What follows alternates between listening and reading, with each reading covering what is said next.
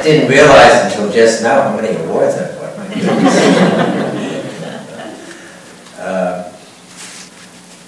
we're going to see two films, one after the other, and I'll be here to answer questions and engage in a, I hope, a useful, interesting conversation with you. Just a few words, mainly how it is that my brother and I discovered these two people. It was 1963, and we were invited, as were a number of new-style documentary filmmakers, doing so-called cinema verite, to a government-sponsored conference in Lyon, France, where I met a guy who was trying to design a new kind of camera. And when my brother and I went on to Paris, he happened to be going there as well. And we were going to Paris to show our first film, a film called Showman. And so he invited two friends of his, whom he was working with as engineer, Christo and Jean-Claude. And when the film was over, he introduced us to them. And when we learned of the kinds of projects they were making, and thought, oh my goodness, there's a film there, because there's so much interaction on a social level with the art and people. And they saw in our method of filming that we were the ones to do it. And so some years went by, and the very first film that we made with them is the first film we're going to see tonight, the Valley Curtain. And just the other day, there was a memorial service for Jean-Claude, who died not so long ago. And there were a number of beautiful speeches that were given. If I were to have gone to the podium, I would have told the story of how I felt that these two people are so determined to do good and to do their art that there's nothing can stop them. That you see that in each one of the films. And so I would have said that with all the problems that we have, war, education, healthcare, and so forth, all we need would be two people like that to take care of each one of those problems. They are that kind of people. And if only for that reason alone, I think seeing the films of them is worthwhile. So let's take a look, and I'll be here when it's over to discuss with you. Thank you. It's funny, I think I enjoy seeing my own film more than anybody else. There's something about a good documentary where it is good to see it more than once. And each time, somehow or other, there's something more that you get out of it. And of course for me, being so sentimental, there were Jean-Claude's mother and father, who are no longer with us. She's no longer with us. We memorialize them through film. But also I was thinking, being a psychologist, I guess, having taught psychology and studied it so much, my point of view, if you want to call it that, has always been very humanistic.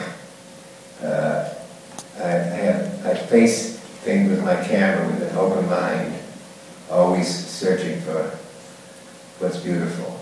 And what is beautiful, it so pervades both of these films, both the projects and this wonderful partnership of these two women.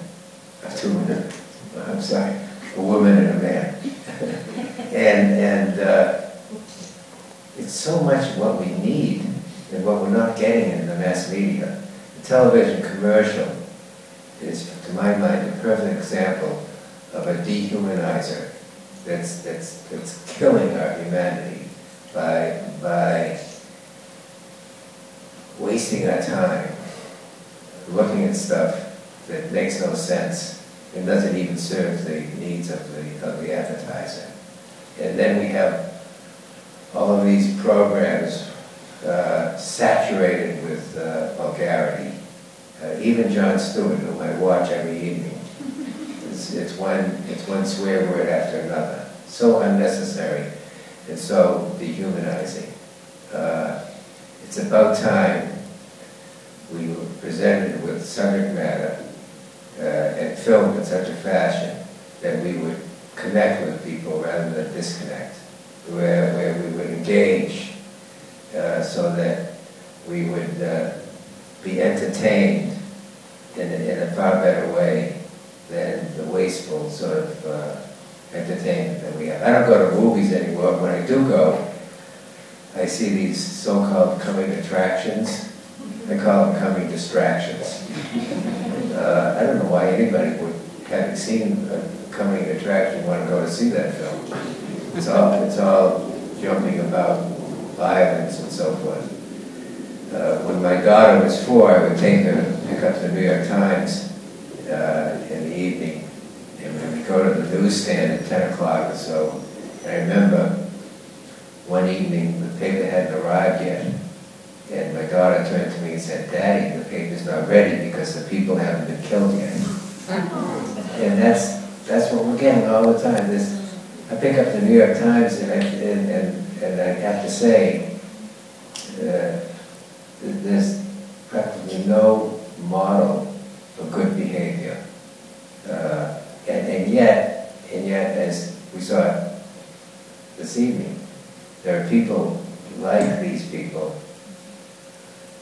who are not famous as well, who are doing good things, things that, if they were filmed, would give us cause to emulate them.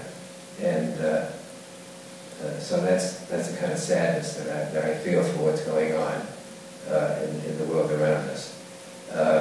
Well, apart from my pontificating, there must be some things that you'd like to say and what you'd like to ask. So please, let's participate. There's somebody here with a microphone. You can pass it around so that if you have a question. Yes. Hello, I'm a Mexican filmmaker, and I gotta tell you before everything that I really admire your work. And I think you're one of the most influential documentary characters in my career, and I really admire the work that you did and your brother as well. And I've got kind of 21 questions. One is like, whenever you were filmmaking all these documentaries, what was the most challenging experience that you had to overcome, and how did you actually overcome it? You know, how did you actually, I don't know, like, I know because I've been immersed with the documentary filmmaking industry for a while, that it's so difficult to do a documentary and to take like all that material and to edit it and to figure out how to tell the stories. So I was just wondering if you could tell me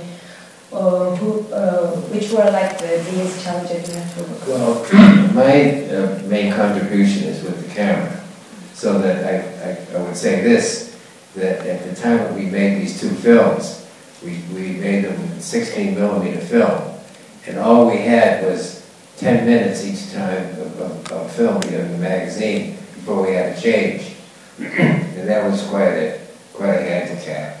And the camera weighed 25 pounds instead of the 5 or 6 pounds that a video camera weighs. To put it in brief, nowadays with video cameras, we don't have anywhere nearly the problem that we had with film. The thousands upon thousands of dollars that we had to spend, which made us broke at the time, on film and processing. And now, for $3, you have a whole hour of tape, and so it's not a problem. I can't really say much about the problems in editing because we had editors that worked on their own, and every once in a while we'd see what they had done, and fortunately we had some of the best editors around, so they did a good job. I always felt that the main character of what was going on was something that the editors really stuck by, so that we didn't need to use any kind of artificial devices.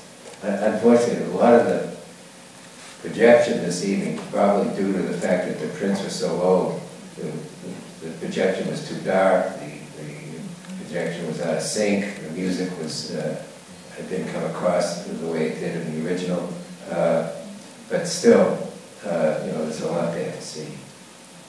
Another question? I was just struck by how much more complex the second film is. Obviously, you've known Christo and Jean-Claude longer at that point, so you've had more footage of them through time to show. But I'm wondering if also the films became more complex as you made more films. Was it a natural progression, like, oh, why don't we try this, why don't we try that? Or was it more of a matter of having more resources at your disposal? Or I just wondered if you had a comment on, how your films became more complex later. Well, I think it may be both. I think that maybe the projects were more elaborate in that sense, and also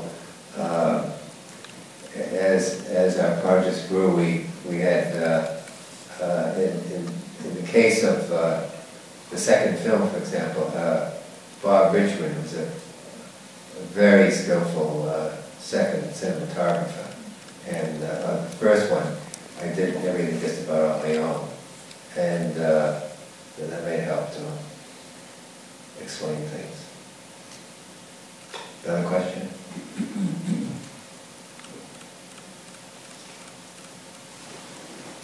Oh, there's a question back there, and then we'll get to you. Yeah.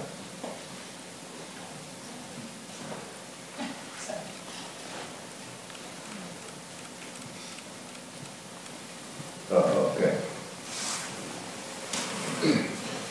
What can you tell us about those shots of the men up on the wire that appear to be such close-ups? Are you in a telephoto lens, or were you in the cart up there in the first film of it? I was right up there, right next to them, so that I didn't have to use a telephoto lens. There's I forget his name right now, but a great still photographer who was asked, what advice would you give to a young photographer? And he said, get close, get close. And so, even without his advice, I've always felt it important to get very close. Sometimes getting close means getting a little further away to include more in the shot. But in one way or another, you get close. And I think that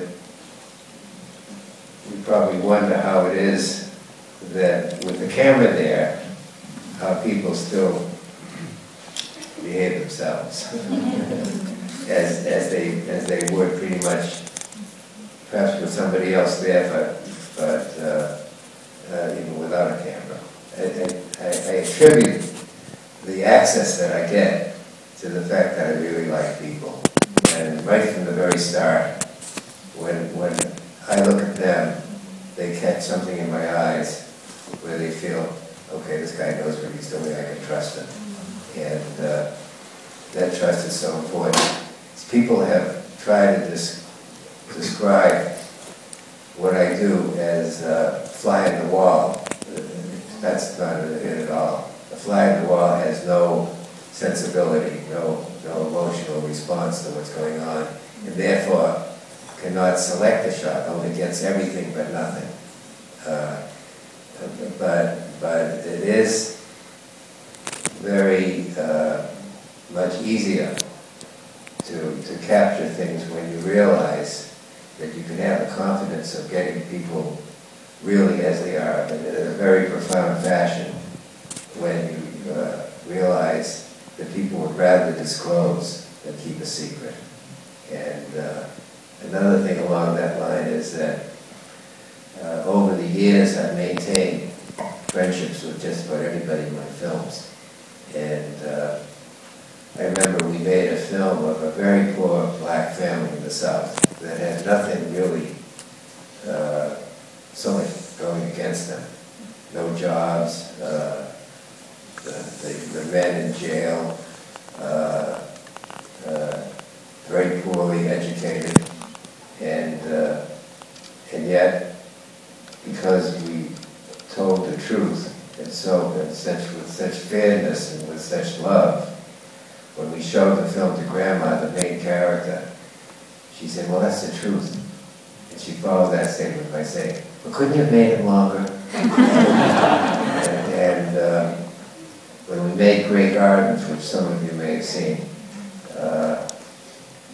when Mrs. Beale was dying, her daughter told us that she was with her, and at one point she turned to her mother and asked if there was something more she wanted to say.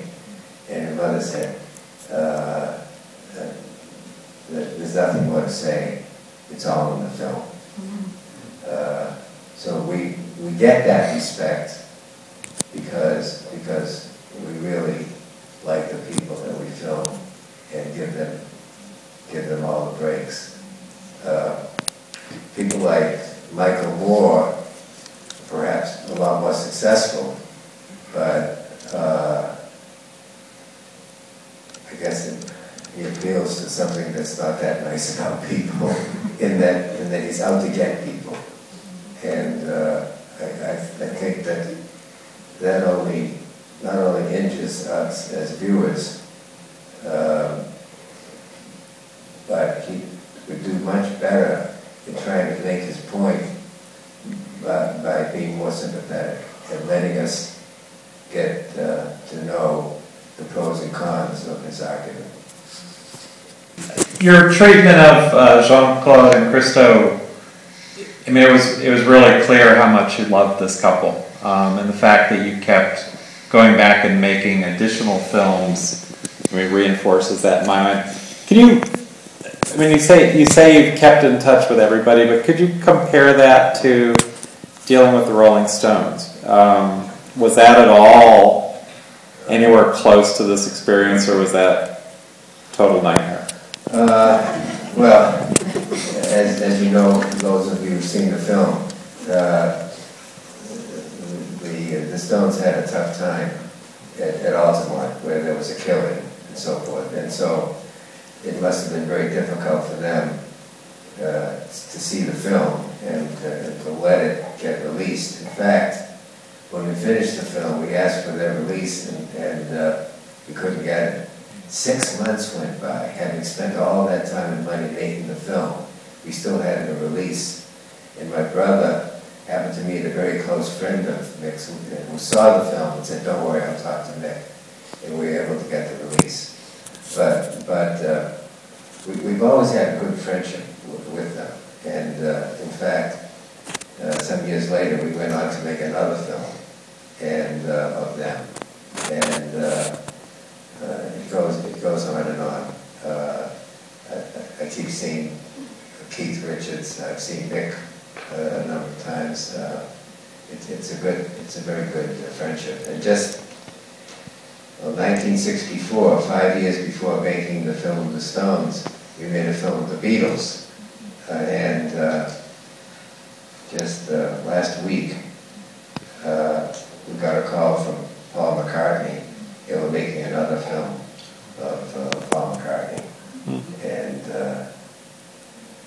so it is good to make a good film and tell the truth. And people need that. Both the filmmakers need to do that.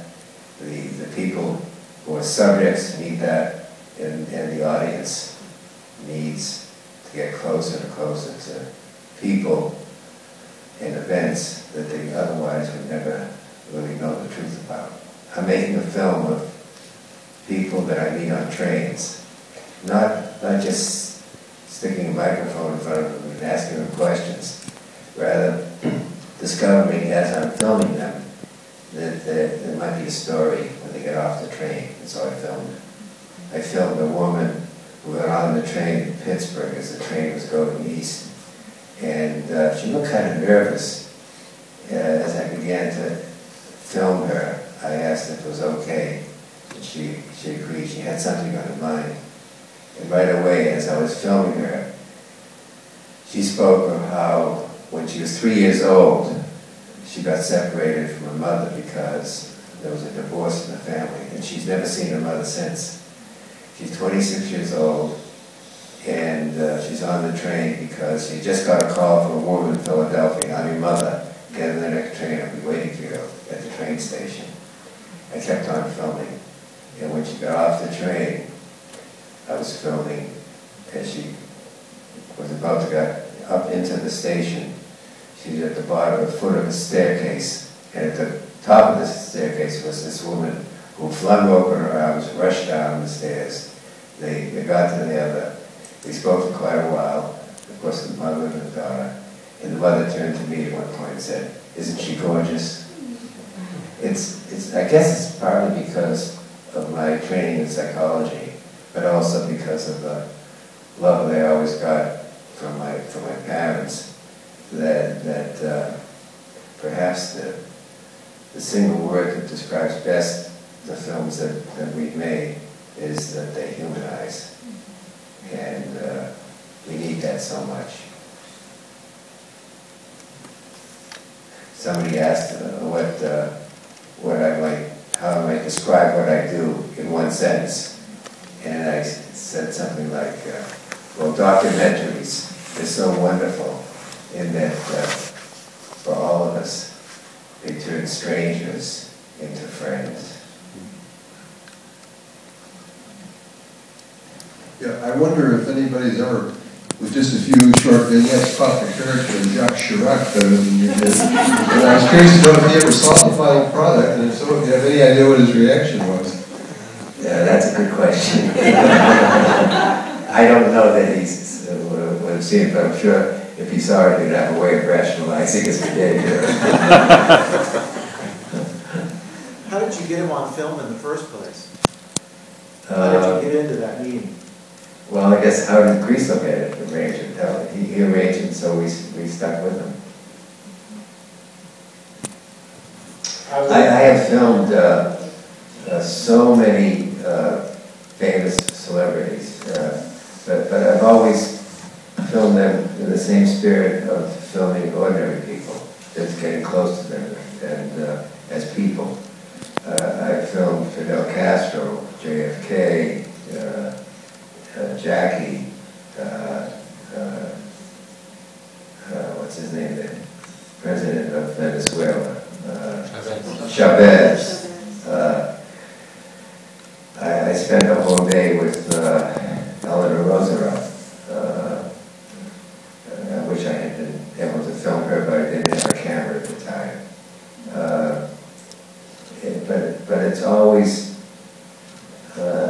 getting close to them as human beings and being fair with them, so that the viewer, if the viewer wanted to make an opinion for themselves, they could do so with information that was not prejudicial. My mother always used to say, "There's good in everybody," and that helps a lot too. I've seen practically all your work, and it's all wonderful. I was wondering about the Christo In Paris film. I had thought that was going to be about, predominantly, as the preceding film, about robbing the Pont Neuf. But it really was about Christo and Jean-Claude and their love affair. I was wondering, did the project sort of evolve that way, or did you start out with where the Pont Neuf part was almost the secondary theme? Yeah. We went into it with totally open hearts and minds. I guess the material seemed to determine how much of each we got across. At the memorial service just the other day, Antonio Ferreira, who worked on the Gates project, put together all kinds of footage from outs and ins of films that we made of the Christos. It made a whole 33-minute film of Jean-Claude, whom you know passed away not so long ago. And it's a beautiful rendition of her character. Of all the projects that you've documented, Christo and Jean-Claude, is there a way you could say one was your favorite, or is it impossible to pick? Yeah, you always have a favorite, as you do a favorite child, I suppose. my favorite child of those films is The Running Fence. And I do love the Paris project a great deal too.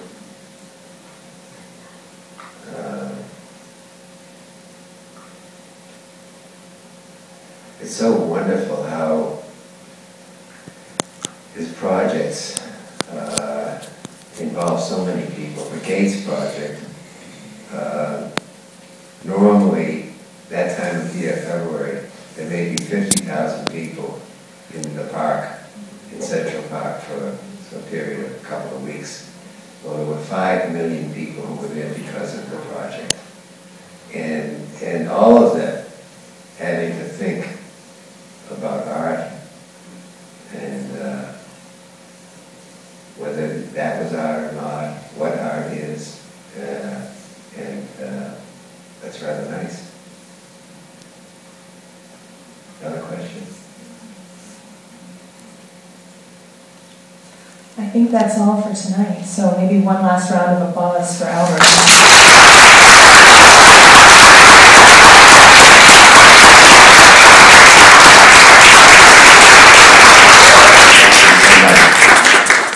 Now go out and see Great Gardens, Michelle, and a book that my daughters have made of Great Gardens. If you're a Great Gardens fans, you got to take a look at that book. Okay, thanks.